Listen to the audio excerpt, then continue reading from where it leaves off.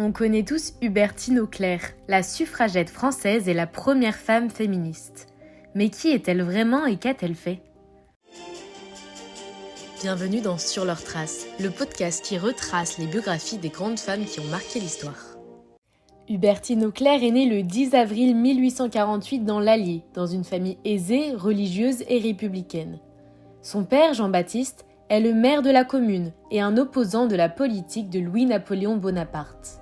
Sa mère, Marie, en plus de ses 7 enfants, se consacre à aider les mères célibataires à trouver un emploi.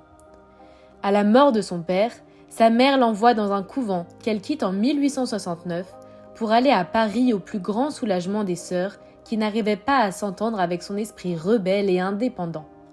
Elle peut désormais toucher l'héritage de son père et peut donc bénéficier d'une indépendance financière très rare pour l'époque. Elle se fait remarquer par Victor Hugo, qui la fait entrer au journal L'Avenir des femmes. Là, Hubertine rencontre 2 personnes qui vont beaucoup l'inspirer, Maria de Rheims et Léon Richer, et devient secrétaire du journal. Elle s'engage ensuite de manière plus radicale dans le combat du droit des femmes et notamment du droit de vote. En 1876, elle fonde la société Le Droit des femmes qui devient en 1883 le suffrage des femmes. 2 ans plus tard, le Congrès international des droits des femmes se tient à Paris, mais il ne soutient pas le droit de vote féminin.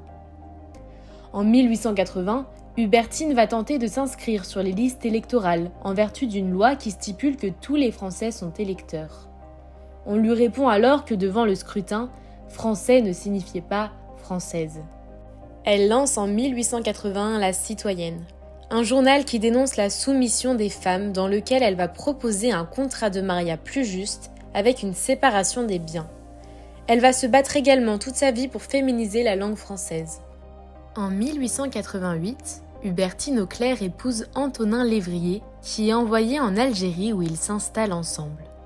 Elle continue son combat dans ce nouveau pays, où elle dénonce le mariage de très jeunes filles avec de vieux hommes, la polygamie et le non-accès à la scolarité pour les filles. En 1900, elle publie son livre « Les femmes arabes en Algérie ». Après la mort de son mari, elle revient en France où elle collabore avec des journaux pour y partager des articles féministes.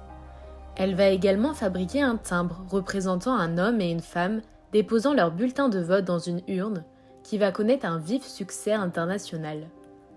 Elle organise des manifestations pour protester contre le Code Napoléon qui fait de la femme une mineure à vie et une personne soumise inconditionnellement à son mari. En 1908, elle fait éruption à la mairie du 4e arrondissement de Paris et renverse l'urne pour protester contre l'exclusion des femmes du suffrage, ce qui lui vaut une arrestation. Grâce aux actions de féministes auxquelles elle a participé, certains droits ont été accordés. Les vendeuses et les ouvrières obtiennent le droit de s'asseoir dans les grands magasins et les ateliers.